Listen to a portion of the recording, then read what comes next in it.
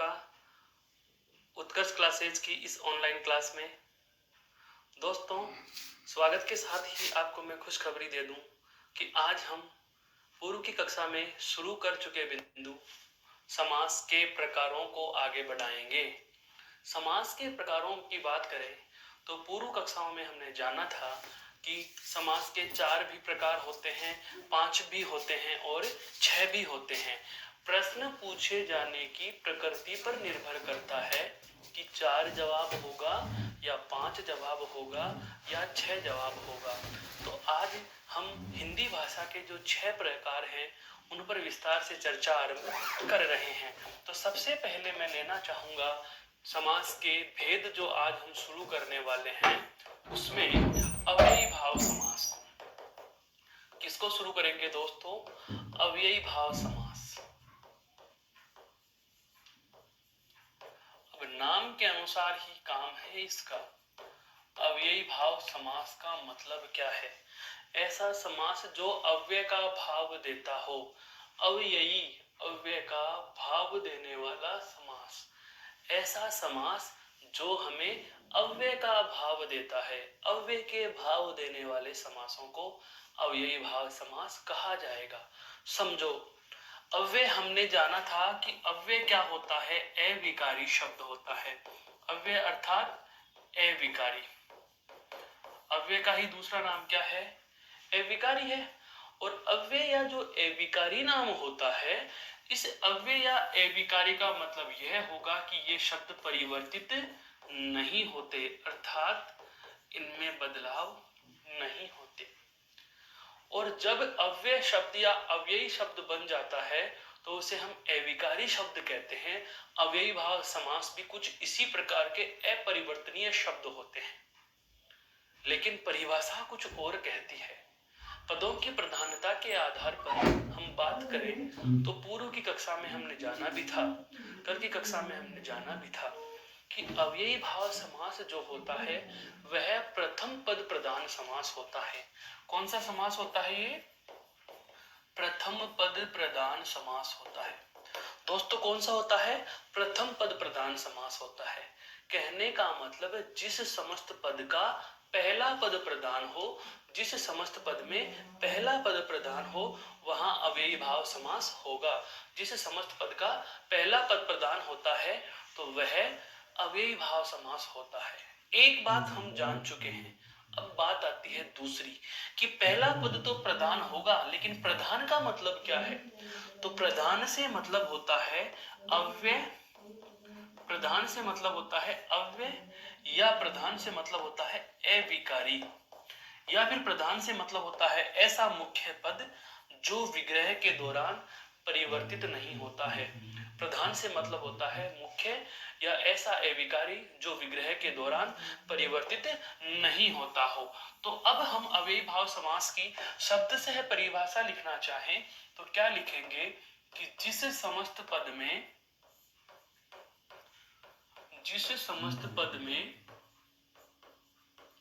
प्रथम पद, जिस समस्त पद में प्रथम पद अव्यय हो। यहां तक एक बात पता चल चुकी। अब एक बार जरा ध्यान दीजिए, अव्यय होगा तो जाहिर सी बात है अविकारी होगा, और अविकारी होगा तो वह योग किसके साथ में करेगा? विकारी के साथ में करेगा। और विकारी का नाम आते ही हमारे जहन में क्या आता है?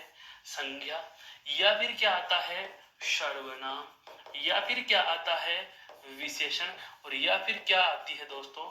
क्रिया। विकारी शब्द कितने होते हैं? 4। और अव्ययी भाव समास में ध्यान रखना, अव्यय या अविकारी के रूप में क्या जुड़ता है? उपसर्ग जुड़ता है। क्या जुड़ता है दोस्तों? उपसर्ग जुड़ता है।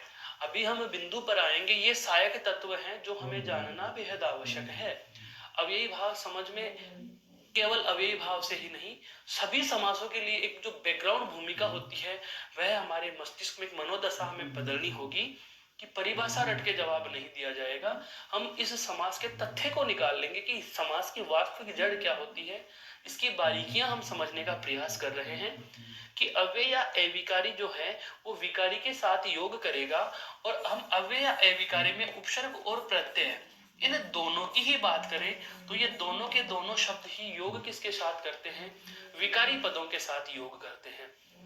अर्थात अव्यय या उपसर्ग या प्रत्यय सदैव संज्ञा सर्वनाम विशेषण और क्रिया के साथ ही योग करते हैं।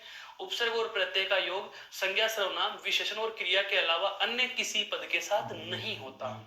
समझ में आई बात? पुनः बोल रहा हूं, उपसर्ग और प्रत्यय ये दोनों के दोनों संज्ञा सर्वनाम विशेषण और क्रिया, अर्थात उपसर्ग जो होता है वह उसके किसके पहले आएगा, विकारी शब्द से पहले सदैव, और प्रत्यय है वह किसके बाद आएगा, विकारी शब्द के बाद हमेशा। ये नियम है। जब हम उपसर्ग और प्रत्यय पढ़ेंगे तब इस बात पर मैं पुनः प्रकाश डालूंगा कि उपसर्ग और प्रत्यय का योग सदैव विकारी शब्दों के साथ ही होता है, इनके अलावा किसी के साथ नहीं होता। और समास के संदर्भ में बात की जाए तो समास में हमारा केवल संज्ञा और विशेषण महत्व रखते हैं। सर्वनाम और क्रिया हम समासों में इतनी महत्व से नहीं लेते। तो हमें संज्ञा और विशेषण को समझना है समास के संदर्भ से। तो जो अव्ययी भाव समास होता है, जिस समास में पहला पद अव्यय हो या इसके साथ या उपसर्ग हो, अव्यय हो या उपसर्ग हो। अब उपसर्ग लिखते ही आपके जहन में आ गया होगा कि बाद वाला पद क्या होगा। तो अव्यय या उपसर्ग है तो बाद वाला पद क्या होगा, विकारी होगा। और विकारी में केवल दो ही चीज, या तो संज्ञा या विशेषण। तो विशेषण होता है कर्मधारय समास में। तो दोस्तों यहाँ केवल क्या होगा, उपसर्ग हो तथा बाद वाला पद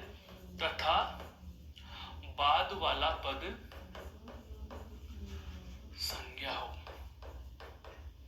बाद वाला पद संज्ञा हो एवं समस्त पद अर्थात सारा का सारा पद। जब अविकारी के साथ विकारी का योग होगा तो पूरा पद ही अविकारी बन जाता है। सम और विषम संख्या के योग से बनी संख्या विषम होती है। अविकारी और विकारी के योग से बनने वाला शब्द भी अविकारी होता है। अर्थात बाद वाला पद संज्ञा एवं समस्त पद अव्यय का भाव देता है। समस्त पद अव्यय का भाव देता है, और अव्यय का भाव देता है, इसीलिए इसको अव्यय का भाव देने के कारण ही क्या कहते हैं, उसे अव्ययी भाव समास कहते हैं। उसे अव्ययी भाव समास कहते हैं। उसे अव्ययी भाव समास कहते हैं। उसे अव्ययी भाव समास कहते हैं। पुनः सुन लीजिए, जिस समस्त पद में पहला पद अव्यय या उपसर्ग हो और बाद वाला पद संज्ञा हो तथा समस्त पद अव्यय का भाव देता है, उसे ही हम क्या कहेंगे, अव्ययी भाव समास कहेंगे।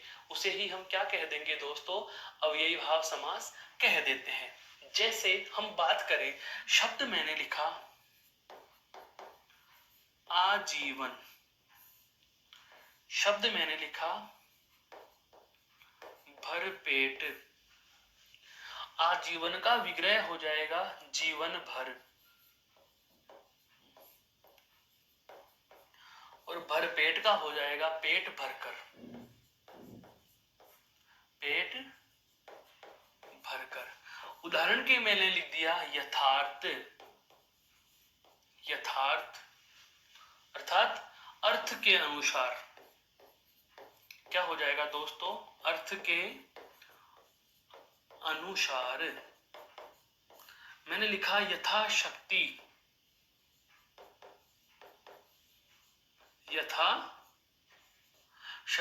और इसका विग्रह क्या लिखेंगे, शक्ति के अनुसार। शक्ति के अनुसार।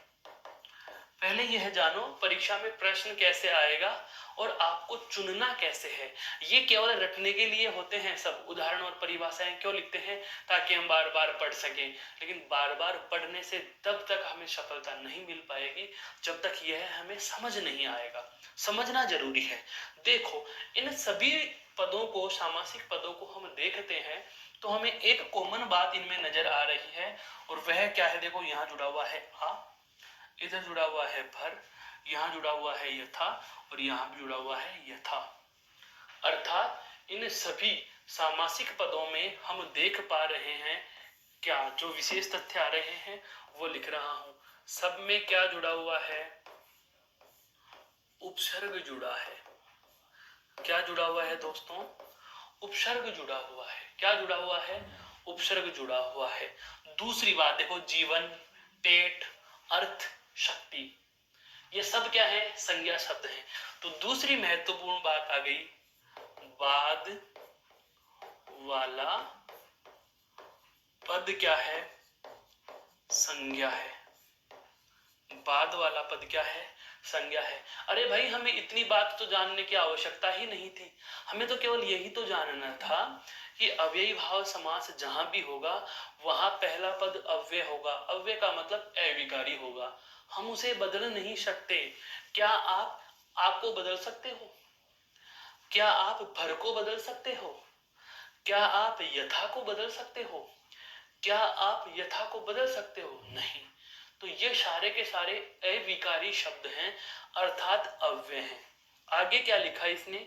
या उपसर्ग हो। देखिए, आप भी उपसर्ग है, भर भी उपसर्ग है, यथा भी उपसर्ग है, और यथा भी उपसर्ग है। तो यदि पहला पद अव्यय या उपसर्ग मिल रहा है, और अभी अभी हमने जाना था, क्या जाना? कि उपसर्ग हो या प्रत्यय, उपसर्ग हो या प्रत्यय सदैव कैसे शब्दों के साथ जुड़ते हैं? विकारी शब्दों के साथ। यह फॉर्मेट हमें जहन में सदैव के लिए स्थायित्व प्राप्त कर देना है कि विकारी शब्द से पहले जुड़ेगा तो उपसर्ग जुड़ेगा, और बाद में जुड़ेगा तो प्रत्यय जुड़ेगा। कहने का मतलब यह हुआ कि उपसर्ग और प्रत्यय क्यों होता है ये जानो। उपसर्ग और प्रत्यय के लिए कहा जाता है कि जब भी ये किसी शब्द के साथ जुड़ते हैं, उपसर्ग और प्रत्यय को किसी भी पद के साथ हम जोड़ते हैं तो उसे ये बदल देंगे। बहुत सुना है, किसी भी शब्द के साथ उपसर्ग के योग से नया शब्द बनेगा तो शब्द बदल गया।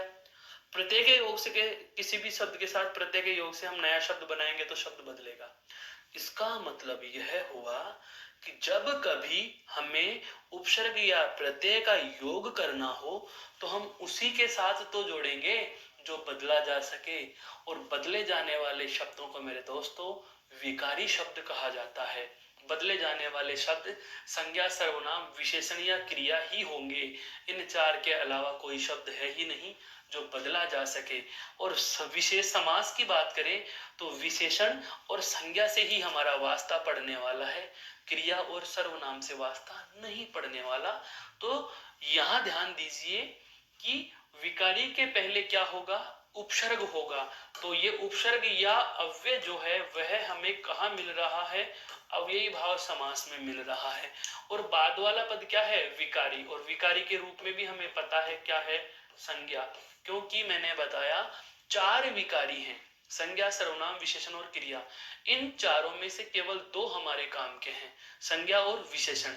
विशेषण सेपरेटली कर्मधारय समास में पढ़ेंगे, विशेषण को सेपरेटली कर्मधारय समास में पढ़ेंगे तो हमारे पास कौन सा बच गया? केवल संज्ञा बच गया। तो हम यही तो कहेंगे, जैसा कि इधर देखिए परिभाषा में क्या कहा गया है कि पहला पद अव्यय हो, अव्यय था, उपसर्ग हो, उपसर्ग था, तथा बाद वाला पद क्या है? संज्ञा। दोस्तों सभी में देखो जीवन, पेट, अर्थ और शक्ति, ये सब के सब क्या हैं? संज्ञा पद है। तो अर्थात मेरे कहने का आशय यह है कि जहां भी आपको उपसर्ग के साथ संज्ञा पद लिखा हुआ मिल जाए, अर्थात अव्ययी भाव समास की सार रूप में हम बात करें तो अव्ययी भाव समास का जो सार लिखने वाला हूं मैं यहाँ लिख रहा हूं उपसर्ग, और उपसर्ग के बाद में क्या होगी? संज्ञा होगी। यह इसका मास्टर स्ट्रोक हो गया, यह इसका मूल रूप हो गया कि अव्ययी भाव समास की इतनी बड़ी परिभाषा और इतने सारे उदाहरण हम इसलिए लेते हैं कि आपके जहन में यह हो जाए कि हाँ, सर ने परिभाषा भी बताई है, सर ने उदाहरण भी बताया है। लेकिन दोस्तों परीक्षा में यदि आप 1 मिनट में से भी सेकंड बचाना चाहते हो, कुछ सेकंड्स में आप अगर प्रश्न का जवाब सही देना चाहो तो यह वाला तरीका अपनाना होगा कि उपसर्ग होगा उसके बाद संज्ञा होगी। हम कतिपय उदाहरणों से और इस बात को स्पष्ट कर सकते हैं। कुछ और उदाहरण भी हम इसके ले सकते हैं। जैसे आप लिखेंगे, और उदाहरणों की हम चर्चा करना चाहें तो दोस्तों मैं ये कह सकता हूं,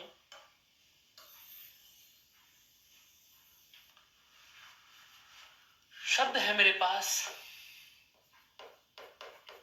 मरणोपरांत। मैं बहुत अच्छे शब्द ले रहा हूं, क्यों लूंगा इसकी वजह भी आएगी अभी। जीवन पर्यंत, विवाहेतर, विवाहोपरांत,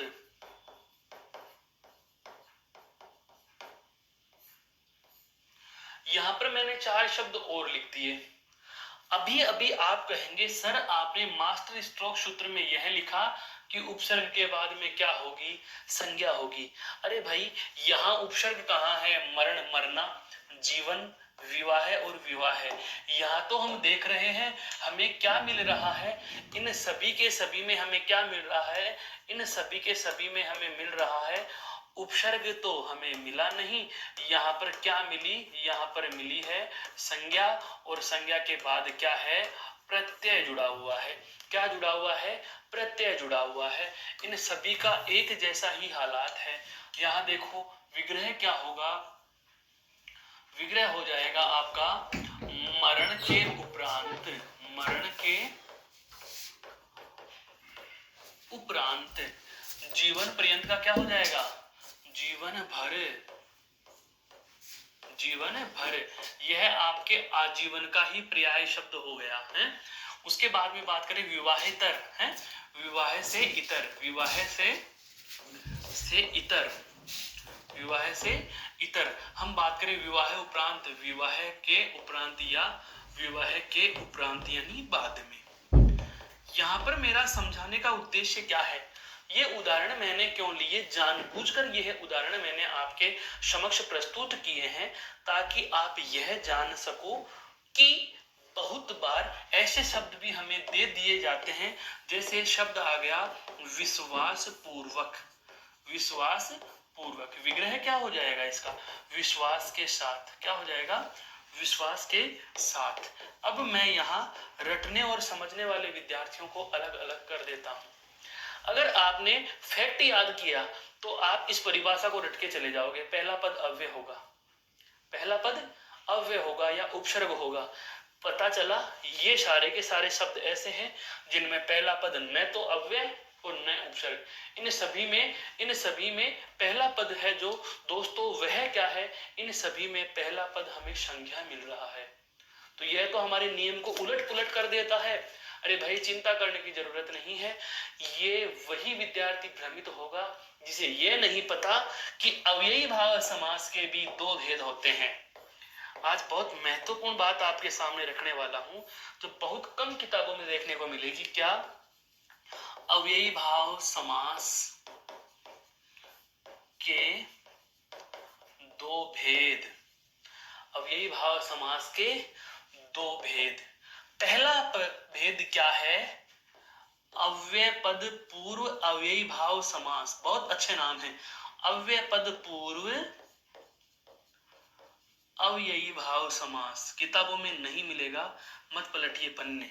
अव्यय पद पूर्व अव्ययी भाव समास अर्थात ऐसा समास जिसमें पहला पद अव्यय हो, ऐसा समास जिसमें पहला पद अव्यय है। देखो पहला पद अव्यय है, पहला पद अव्यय है, यह है अव्यय पद पूर्व अव्ययी भाव समास। यह क्या है दोस्तों, अव्यय पद पूर्व अव्ययी भाव समास है। क्या है, अव्यय पद पूर्व अव्ययी भाव समास है। और दूसरे प्रकार की हम चर्चा करें वह होगा नाम पद पूर्व अव्ययी भाव समास। दूसरा क्या होगा, नाम पद पूर्व अव्ययी भाव समास। दूसरा क्या होगा दोस्तों, नाम पद पूर्व अव्ययी भाव समास। ये नाम पद पूर्व अव्ययी भाव समास क्या चीज है, नाम का मतलब संज्ञा, नाम का मतलब क्या है, संज्ञा। मैंने आपको पूर्व की कक्षाओं में बताया था कि दुनिया के सब नाम क्या है, संज्ञा है। नाम का मतलब संज्ञा होता है। तो नाम पद पूर्व अव्ययी भाव समास, अर्थात ऐसे अव्ययी भाव समास जिसमें संज्ञा पद पहले लिखा जाता है। और ये सारे के सारे, ये समग्र उदाहरण जो हैं वो किसके हैं, नाम पद पूर्व अव्ययी भाव समास के। किसके हैं, नाम पद पूर्व अव्ययी भाव समास के समस्त उदाहरण मैंने आपके सामने प्रस्तुत कर रखे हैं। ये बताना इसलिए आवश्यक था कि अब आप फाइनल तो यही सोचेंगे, हालांकि बहुत छोटे एग्जामों में यही से आपके सारे प्रश्नों के जवाब निकल जाते हैं, एकमात्र इसी से। यह बहुत ही ज्यादा महत्वपूर्ण, जिसको आप इम्पोर्टेंट या महत्वपूर्ण कहोगे, ये महत्वपूर्ण तथ्य तो यही हो गया। लेकिन क्या पता परीक्षा में पेपर बनाने वाले के मस्तिष्क में यह बात आ गई तो आपको शब्द भी यहां से देगा, और यहां से शब्द देगा तो उस स्थिति में मेरे दोस्तों आपका प्रश्न सही जाए। इसलिए मैं यह चीज भी आपके समक्ष रखना चाहता हूं जो कि मैंने आपको रखी है। तो पुनः सुन लीजिए पूरी बात को। अव्ययी भाव समास में क्या होगा, मोस्टली हमें पहला पद उपसर्ग या अव्यय मिलेगा, बाद वाला पद संज्ञा मिलेगा, और ऐसी स्थिति को कहा जाता है अव्यय पद पूर्व अव्ययी भाव समास। क्या कहा जाता है, अव्यय पद पूर्व अव्ययी भाव समास। ये रहा जो कॉमन स्थिति हमें सदैव मिलती है, ये हम किताबों में पढ़ते आए हैं। लेकिन यदा तदा, बहुत बार, यत्र तत्र, सर्वत्र तो नहीं, यत्र तत्र हमें मिल जाते हैं इस प्रकार के शब्द। नाम पद पूर्व अव्ययी भाव समास के उदाहरण मिल जाते हैं, अर्थात संज्ञा शब्द को पहले लिख दिया जाता है और लक्षण अव्ययी भाव समास के होते हैं। तो वहां भी हम भ्रमित नहीं होंगे। ये मैंने आपके सामने कुछ उदाहरण प्रस्तुत किए हैं, आप इसको भी एक बार गौर से देख लीजिए। अभी अव्ययी भाव समास पूर्ण नहीं हुआ है, हम इसमें और चर्चा अभी सम्मिलित करने वाले हैं। यहां तक का लिखो मेरे दोस्तों, उसके बाद हम आगे बढ़ लेते हैं।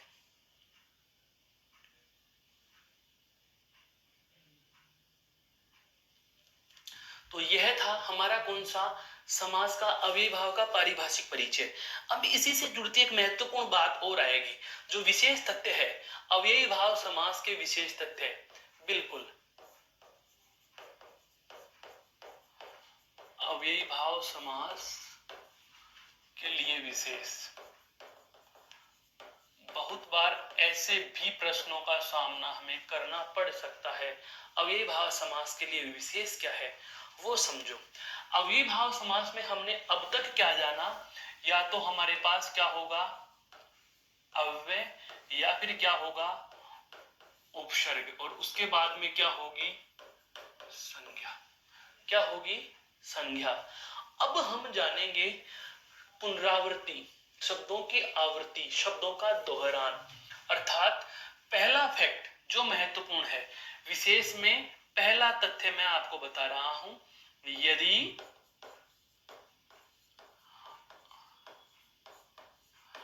अव्यय शब्द का दोहरान कर दिया जाए, यदि अव्यय शब्द का दोहरान कर दिया जाए, रिपीटेशन, यदि अव्यय शब्द का दोहरान कर दिया जाए तो वहां भी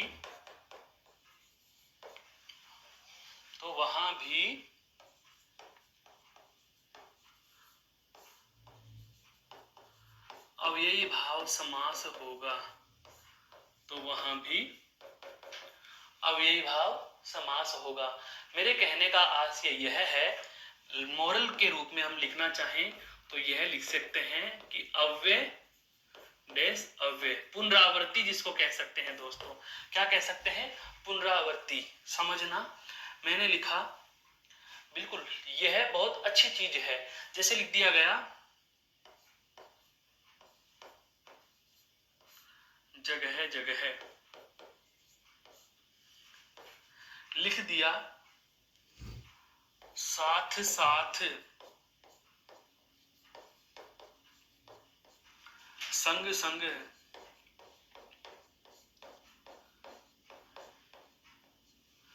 ये कुछ इस प्रकार के शब्द हैं, अव्यय हैं, किस प्रकार के, जो आपके लिए दोहराए जा सकते हैं। लिख दिया जाए, धीरे धीरे, क्रिया विशेषण है, एविकारी शब्द है, अव्यय शब्द है। आ जाए जल्दी जल्दी, तो यदि दोस्तों ध्यान रखना अव्यय शब्द का दोहरान कर दिया जाए, रिपीटेशन या पुनरावृत्ति, अव्यय डेस अव्यय मतलब एक जैसा दो बार लिख दिया जाए, तो ऐसी स्थिति में भी कौन सा होगा? अव्ययी भाव समास होगा। कौन सा होगा? अव्ययी भाव समास होगा। यह अव्ययी भाव समास के लिए विशेष पहला तथ्य अभी समाप्त नहीं हुआ है, पिक्चर अभी बाकी है मेरे दोस्त, अभी और भी हम बात करेंगे। पहले केवल आपको इतना सा ध्यान रखना है कि यदि अव्यय शब्द की पुनरावृत्ति कर दी जाती है तो ऐसी स्थिति में आप सदैव अव्ययी भाव समास करेंगे। एक बार इसको देख लीजिए, फिर इसी के विशेष में दूसरे तथ्य की हम बात करने वाले हैं। दूसरा देखो, विशेष का दूसरा, यदि संज्ञा पद का दोहरान कर दिया जाए तो वहां भी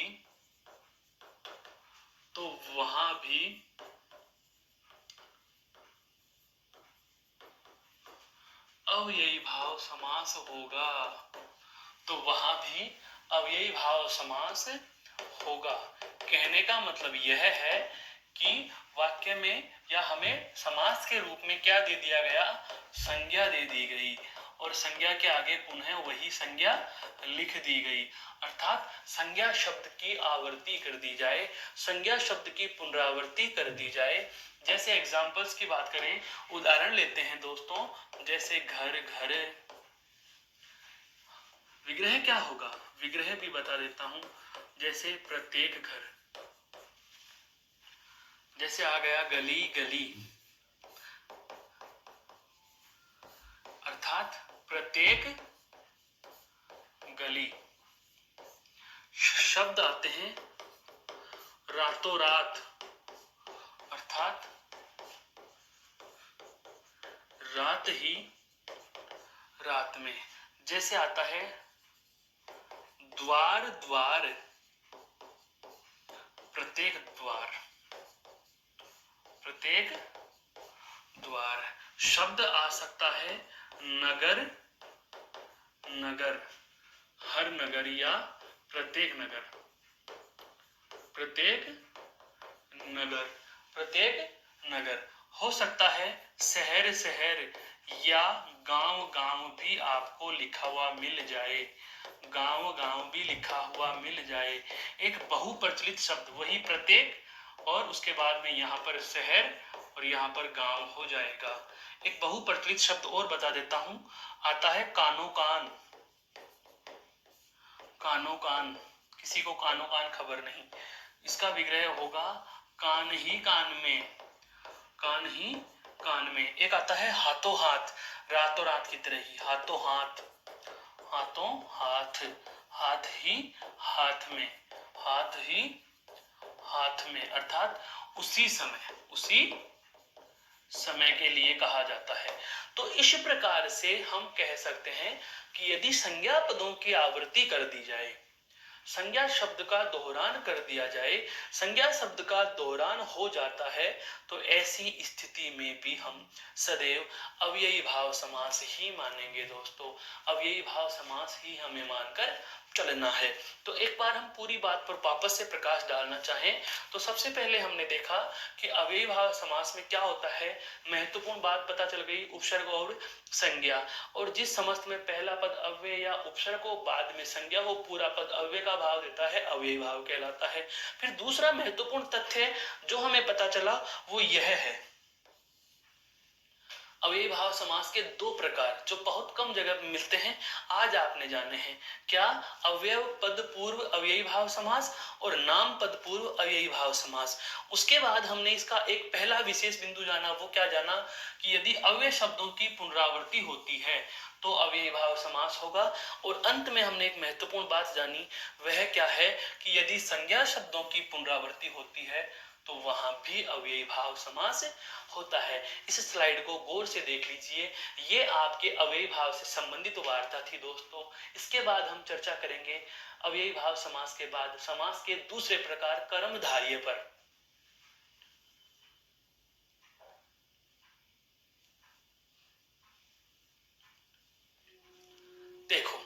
आते हैं हम कर्मधारय समास की चर्चा पर दोस्तों। कर्मधारय समास किसे कहा जाता है, कैसे इसके उदाहरणों को पहचानेंगे, तो दूसरे समास की हेडिंग डाल दीजिए, समास का दूसरा भेद क्या है, कर्मधारय समास। कर्म को धारण करने वाला समास।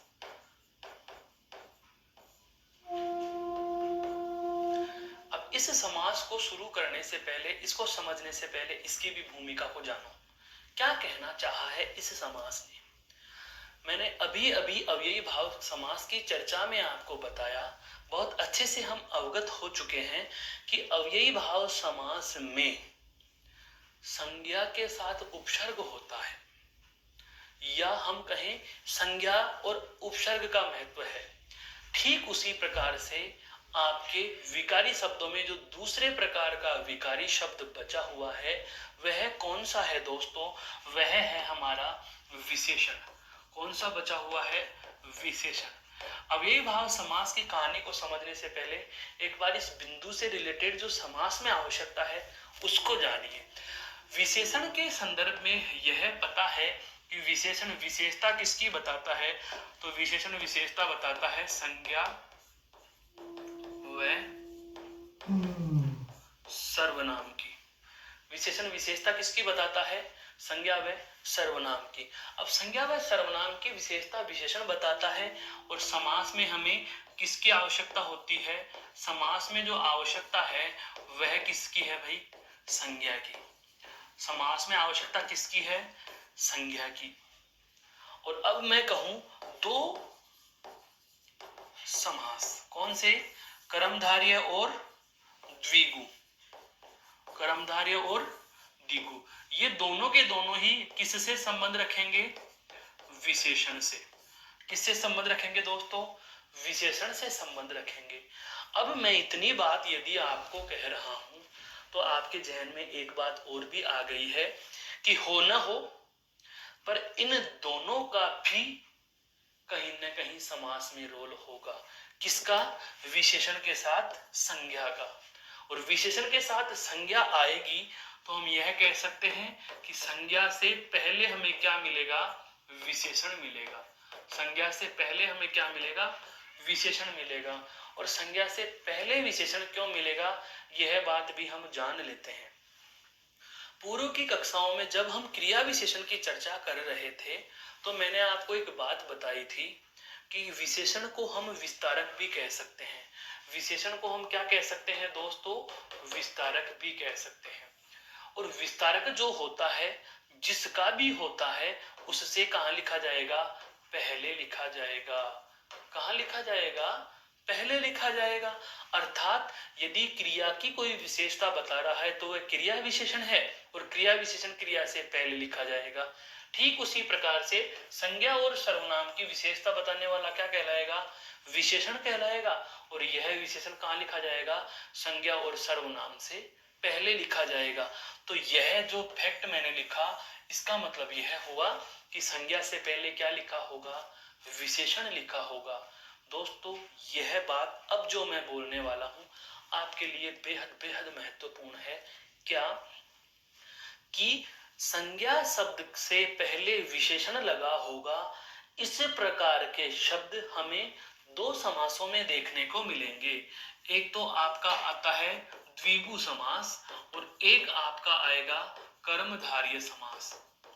एक तो द्विगु समास है और एक कौन सा है, कर्मधारय समास। ये दो समास ऐसे हैं जहां हमें संज्ञा के साथ में क्या मिलेगा, विशेषण मिलेगा। अब सवाल यह उठता है कि सर संज्ञा के साथ में विशेषण मिलेगा तो द्विगु होगा या कर्मधारय होगा, हम अंतर कैसे करेंगे। तो दोस्तों अंतर के लिए आपको हैरान परेशान होने की जरूरत नहीं है। देखो अंतर कैसे करना है वह जानते हैं। और अंतर को हम कैसे समझेंगे, अंतर को समझने के लिए मैं आपको बता रहा हूं कि जो विशेषण होते हैं वो सदैव किसके साथ में जुड़े होंगे, संज्ञा के साथ। विशेषण जो है वो किसके साथ में जुड़ा होगा, संज्ञा के साथ में जुड़ा होगा। और विशेषण जब संज्ञा के साथ में जुड़ा हुआ होगा तो आपके पास दो प्रकार के समास बन सकते हैं। एक तो आपके पास बनेगा कौन सा, द्विगु, और एक बनेगा कौन सा, कर्मधारय। अब कब कर्मधारय होगा और कब द्विगु होगा, इस अंतर को स्पष्ट करने के लिए आपको इस विशेषण को दो भागों में बांट लेना होगा। अब आप कहेंगे श्रीमान जी विशेषण के 5 प्रकार होते हैं, हम दो भागों में कैसे बांटें? तो दोस्तों विशेषण को हमें दो भागों में बांटना है। वो कैसे बांटना है बता रहा हूं। एक विशेषण तो होता है संख्यावाची। एक विशेषण तो कौन सा होता है? संख्यावाची विशेषण। दोस्तों संख्यावाची विशेषण वे होते हैं जो हमें संज्ञा या सर्वनाम की संख्या बताते हैं, जो हमें संज्ञा या सर्वनाम की संख्या बताते हैं। और मैं कहूं कि जो संज्ञा या सर्वनाम की संख्या नहीं बताते, उन सभी को, संख्या नहीं बताने वाले सभी को आप एक ही नाम से संबोधित कर सकते हो, और वह नाम है आपके लिए असंख्यावाची। कहने का मतलब यह हुआ कि गुणवाचक होगा तो भी असंख्यावाची है, परिमाणवाचक होगा तो भी असंख्यावाची है, संकेतवाचक या सार्वनामिक होगा तो भी असंख्यावाची है, व्यक्तिवाचक विशेषण होगा तो भी असंख्यावाची है। तो विशेषणों को संख्या के आधार पर हम दो भागों में बांट चुके, एक हो गया संख्यावाची विशेषण और एक हो गया असंख्यावाची विशेषण। तो जो संख्यावाची विशेषण है दोस्तों वे किसमें होते हैं? द्विगु समास में। वे किसमें होते हैं? द्विगु समास में। परिभाषा की हम चर्चा नहीं कर रहे हैं, परिभाषा की स्लाइड देखो, हेडिंग डाल के छोड़ रखी है मैंने। पहले हम जान रहे हैं इसकी बेसिक बेस को। तो संख्यावाची विशेषणों का संबंध कौन से समास से होगा? द्विगु समास से। तो बचे हुए सारे के सारे विशेषण किस में चले जाएंगे? कर्मधारय में। बचे हुए सारे किस में चले जाएंगे? कर्मधारय समास में चले जाएंगे। इसका मतलब यह हुआ कि कर्मधारय समास में दो चीजें होती हैं, एक होता है विशेषण, एक होती है संज्ञा। और विशेषण की भाषा में जो विशेषण होता है उसे क्या कहा जाता है दोस्तों? उसे कहा जाता है विशेषक। क्या कहा जाता है? विशेषक। और जो संज्ञा होती है उसे कहा जाता है दोस्तों विशेष्य। उसे क्या कहा जाता है? विशेष्य कहा जाता है। तो मैं आपसे पूछूं कि कर्मधारय में क्या चीज पाई जाती है, तो आप कह दोगे कर्मधारय में विशेषक विशेष्य पाए जाते हैं। कर्मधारय में विशेषक विशेष्य पाए जाते हैं। और जब हमने विशेषण पढ़ा था उस समय मैंने आपको एक हिंट भी दिया था कि विशेषक विशेष्य में वही संबंध है जो उपमान और उपमेय में है, जो उपमान और उपमेय में है। अर्थात हम कह सकते हैं कि विशेषक विशेष्य या उपमेय उपमान का संबंध कौन से समास में होगा? कर्मधारय समास में होगा। कौन से में होगा दोस्तों? कर्मधारय समास में होगा। अब आते हैं हम हमारे बिंदु की तरफ। उससे पहले एक उदाहरण से इस बात को हम और स्पष्ट कर लेंगे। जैसे मैंने लिखा खुशबू, खुश यानी अच्छी, और बू का अर्थ होता है गंध। बू का अर्थ क्या होता है? गंध। बहुत अच्छे से समझो इस बात को, बारीक सा उदाहरण लिया है, खुश बू। खुश का मतलब क्या होता है? अच्छी, और बू का मतलब क्या है? गंध। अर्थात गंध कैसी है? अच्छी है, अर्थात अच्छी गंध। तो यहां पर इस गंध का, इस अच्छी शब्द से हमें विशेषण पता चल रहा है, गुणवाचक विशेषण इसमें आ गया। तो हम ये कह सकते हैं कि इस खुशबू शब्द में विशेषक विशेष्य का संबंध पाया जाता है। इस खुशबू शब्द में उपमान उपमेय का संबंध हमें देखने को मिल रहा है, अर्थात यहाँ कर्मधारय समास हो रहा है। अब आ सकते हैं हमारी परिभाषा पर। तो देखो सबसे पहले हम इसकी परिभाषा लिखना चाहेंगे कर्मधारय समास की। तो जिस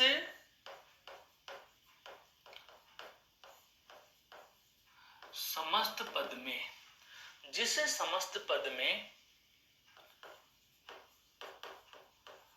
विशेषक विशेष्य या उपमान उपमेय का संबंध हो,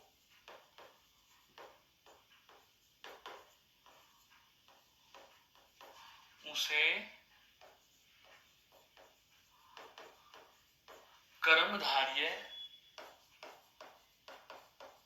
समास कहा जाएगा। जब आपको ऐसी स्थिति मिल रही है, जब आपको ऐसी स्थिति मिल रही है कि या तो उपमान और उपमेय का संबंध हो या फिर विशेषण और विशेष्य का संबंध हो, तो जब आपको इस प्रकार की स्थितियां मिल रही हैं तो दोस्तों आप यहां पर कर्मधारय समास मान लेंगे। जैसे हम बात करें, शब्द लिखा हुआ है महापुरुष, क्या लिख दिया गया? महापुरुष। अब इनका विग्रह करते समय, यह वाली बात भी, विग्रह करते समय है जो का प्रयोग किया जाता है। किसका? है जो का प्रयोग। विग्रह के समय है जो का हम क्या करते हैं? प्रयोग करते हैं। जैसे महान है जो पुरुष, महान है जो पुरुष है। नील कमल, क्या हो जाएगा इसका विग्रह? नीला है जो कमल है। का पुरुष, का पुरुष कहा जाता है। कायर है जो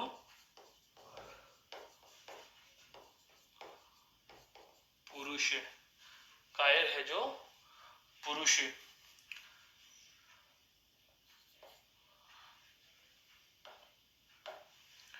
महात्मा, महान है जो आत्मा। दोस्तों इतने सारे उदाहरण याद नहीं करने, इनमें जो सेंस है, जो भाव निकल कर आ रहा है, हमें उस भाव को समझने का प्रयास करना है। यहाँ भाव निकल कर आया कि इन सभी शब्दों में पुरुष, कमल, पुरुष और आत्मा है। जैसे यहाँ लिख दिया मैंने थोड़ी देर के लिए महासागर, क्या लिख दिया? महासागर। विग्रह क्या हो जाएगा? महान है जो सागर, महासागर। महान है जो सागर। हो सकता है मैं लिखूं महर्षि, है। महान है जो ऋषि, महान है जो ऋषि। अब यहां पर हमें यह देखना है कि सभी उदाहरणों में ऋषि, सागर, आत्मा, पुरुष, कमल और पुरुष, इन सब की क्या बताई जा रही है? विशेषता बताई जा रही है। क्या बताई जा रही है? विशेषता बताई जा रही है। अर्थात हम यहाँ पर देख रहे हैं कि विशेषण शब्दों का प्रयोग किया गया है। जैसे शब्द आता है जवान मर्द, आपने पढ़ा होगा, जवान है जो मर्द है, जवान है जो मर्द, जवान है जो मर्द। एक और आता है जैसे मंद बुद्धि, बुद्धि का भी विशेषण लिख दिया यहाँ पर, है। मंद है जो बुद्धि, मंद है जो बुद्धि, ऐसी बुद्धि जो मंद है, अर्थात मंद है जिसकी बुद्धि। तो ये मंद बुद्धि, जवा मर्द, महर्षि, महासागर, महात्मा, का पुरुष, नीलकमल और महापुरुष, ये सभी शब्दों में हम देख पा रहे हैं कि हमें विशेषक विशेष्य का संबंध मिल रहा है या फिर उपमान उपमेय का संबंध मिल रहा है। जैसे चंद्र खिलौना, चंद्र है जो खिलौना, क्योंकि रूपक अलंकार में जबरदस्ती आरोप कर दिया गया। वही वाली बात यहाँ आ रही है कि जब भी उपमान उपमेय और विशेषक विशेष्य का संबंध पाया जाए तो वहां कर्मधारय समास होगा। यह तो एक परिभाषा और इसके उदाहरण की बात हो गई। लेकिन अब हम बात करें कि सर जिस प्रकार से अव्ययी भाव समास का, जिस प्रकार से अव्ययी भाव समास में हमने एक मास्टर सूत्र लिया था, कौन सा? उपसर्ग प्लस संज्ञा वाला, तो ऐसा ही क्या यहाँ नहीं हो सकता? बिल्कुल दोस्तों, यहाँ भी बनाया जा सकता है। और यहाँ क्या बना देंगे हम? यहाँ लिख देंगे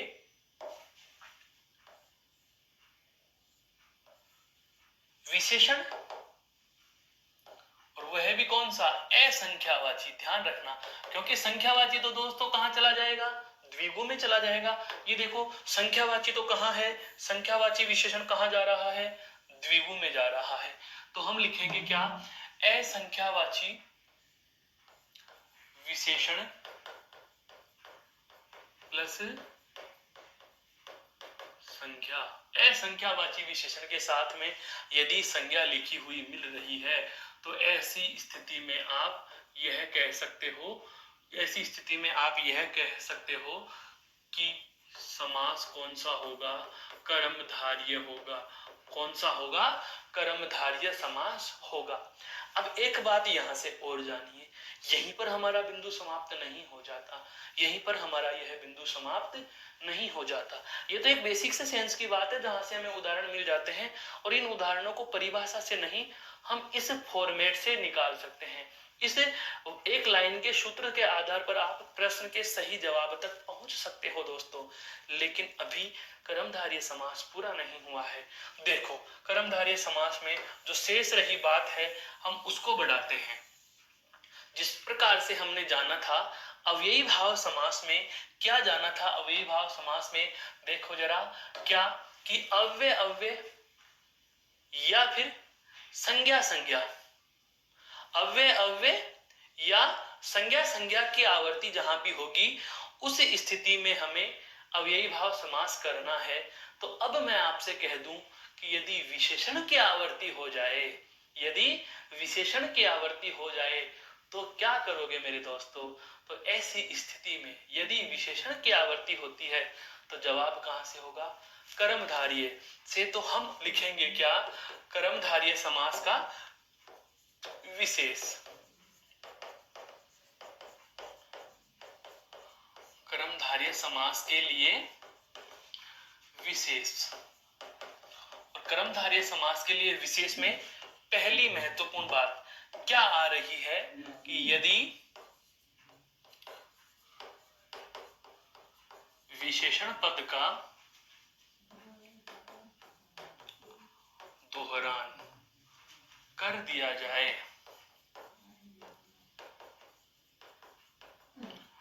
तो वहां, यदि विशेषण पद का दोहरान कर दिया जाए तो वहां कर्मधारय समास होगा, तो वहां कर्मधारय समास होगा। मेरे कहने का आशय यह है कि यदि विशेषण पद की बार बार आवर्ती कर दी जाए, मास्टर सूत्र के रूप में हम लिखना चाहें तो हम यह लिख सकते हैं दोस्तों, पुनरावृत्ति हो रही है। विशेषण के साथ में किसकी? विशेषण की क्या हो रही है? पुनरावृत्ति हो रही है। विशेषण विशेषण दो बार लिख दिया गया, जैसे लिख जाए लाल लाल, तो इसका विग्रह क्या हो जाएगा? लाल और ज्यादा लाल, लाल और अधिक लाल। बहुत बार लिखा जाता है जैसे काला काला, वही वाला तरीका, काला और अधिक काला, हरा हरा, नीला नीला। ये तो कुछ है ही। इसके अलावा कई बार युग्म के विशेषण भी आ जाते हैं। युग्म का विशेषण जैसे आता है सफेद झक, सफेद झक। बहुत बार शब्द लिखता है नीला भक्क, शब्द मिलता है काला शाह, काला शाह। तो दोस्तों इस प्रकार के शब्द भी यदि आपको मिल जाते हैं तो भी आप चिंतित न होना। इस प्रकार के शब्द होने पर भी आप कौन से समास में चले जाएंगे? कर्मधारय समास में चले जाएंगे। इन सभी के आप चाहे तो विग्रह लिख सकते हैं, जैसे काला काला का क्या हो जाएगा? काला और अधिक काला, और काला शाह का भी यही होगा, काला और अधिक काला। नीला भक का भी यही होता है, नीला और अधिक नीला। यहां भी सफेद का क्या होगा? सफेद और अधिक सफेद। यहां पर हरा हरा का भी यही हो जाएगा, हरा और अधिक हरा, हरा और अधिक हरा। नीला नीला का वही, नीला और अधिक नीला और ज्यादा नीला है। एक और शब्द आता है इसमें, वो भी मैं आपके सामने उल्लिखित कर देता हूं, और वह शब्द इस प्रकार से है कुछ, हरा कच्च। यहां दो शब्द आ गए, दो विशेषण है, यहां आवर्ती नहीं है, समान विशेषण की आवर्ती नहीं है, लेकिन विशेषण की आवर्ती है। बहुत अच्छे से समझना, विशेषण समान शब्द है यहाँ पर, तो देखो काला काला समान आवर्ती है, हरा हरा समान विशेषण है, नीला नीला समान विशेषण है, लेकिन हरा कच्छ ये दोनों विशेषण हैं पर आवर्ती नहीं है। तो विशेषण विशेषण की आवर्ती तो हो गई, पर दोस्तों समान विशेषण की आवर्ती नहीं हुई। यहाँ हरा है जो, कच्चा है जो, इसका विग्रह होगा जो हरा है जो, कच्चा है जो, अर्थात हरा भी है और कच्चा भी है, हरा भी है और कच्चा भी है। इस प्रकार से भी आप कर्मधारय समास को पहचान सकते हैं। तो ये कर्मधारय समास का एक विशेष फैक्ट था जो उस समास के परिभाषा वाले तथ्य से, इस प्रकार के तथ्यों से भी ज्यादा महत्व का है मेरे दोस्तों यह वाला तथ्य कि विशेषण शब्द की आवृत्ति हो जाती है या विशेषण शब्द युग्म में लिख दिए जाते हैं। इसको कहा जाता है विशेषण शब्द का युग्म, इसको कहा जाता है विशेषण शब्द का जोड़ा। अर्थात विशेषण शब्द की आवर्ती या विशेषण शब्द युग्म में लिख दिए जाएं तो ऐसी स्थिति में आपका जवाब क्या होगा? तो ऐसी स्थिति में मेरे दोस्तों आप यह कह सकते हो कि वहां कर्मधारय समास होगा। यह कर्मधारय समास के लिए विशेष का कौन सा तथ्य था? पहला तथ्य था। कौन सा था? पहला तथ्य था। इस पर एक बार नजर डालिए, फिर हम दूसरे तथ्य पर चलते हैं।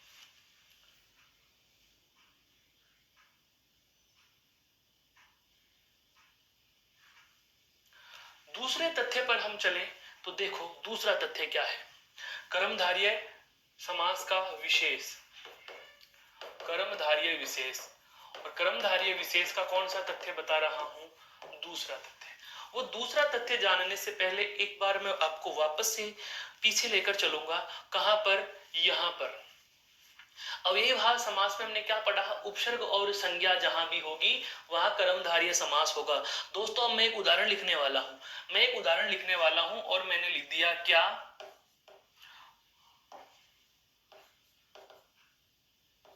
सुपुत्र। अब बताइए कौन सा समास होगा? क्योंकि हम इस फॉर्मेट की बात करें, इस सूत्र की बात करें तो हमारे जहन में एक ही जवाब आ रहा है, उपसर्ग और संज्ञा दी हुई है। तो उपसर्ग और संज्ञा दी हुई होने की वजह से हम देख रहे हैं कि सु उपसर्ग है, पुत्र शब्द संज्ञा है, तो उपसर्ग और संज्ञा हमें मिल रहा है, और उपसर्ग और संज्ञा हमें मिलता है तो नियम तो यह कहता है कि यहाँ अव्ययी होना चाहिए। क्या होना चाहिए? अव्ययी भाव होना चाहिए। अभी अपना आंसर टिक मत करिए, समझो बेटा। उपसर्ग के साथ में संज्ञा लिखा हुआ है तो अव्ययी भाव होना चाहिए। पर बच्चों यहाँ पर महत्वपूर्ण बात क्या आ रही है वो जानने की है, और वह तथ्य मैं अब लिखने जा रहा हूं। उस तथ्य को पहले सुनेंगे, लिखेंगे, फिर हम इसके उदाहरण पर चर्चा करेंगे कि यदि किसी उपसर्ग को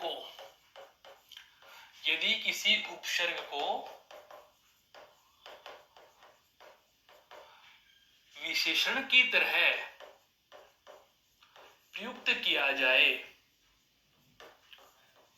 यदि किसी उपसर्ग को विशेषण की तरह प्रयुक्त किया जाए, अर्थात उपसर्ग किसका व्यवहार कर रहा है? विशेषण का व्यवहार कर रहा है, तो वो उपसर्ग थोड़ी रहा, वो तो विशेषण बन गया। यदि किसी उपसर्ग को विशेषण की तरह प्रयुक्त किया जाए तो वहां कर्मधारय समास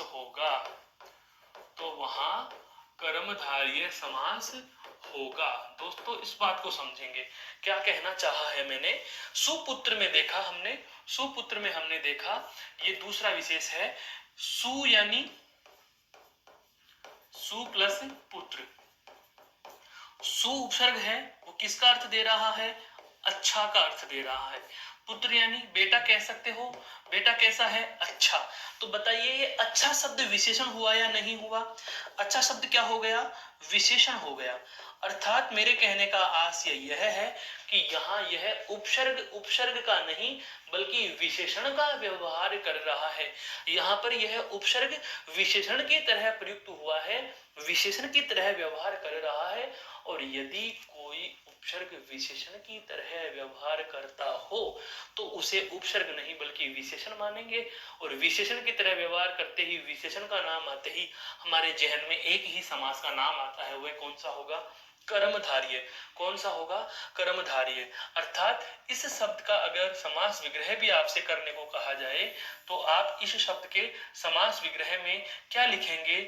अच्छा है जो पुत्र। क्या लिखोगे?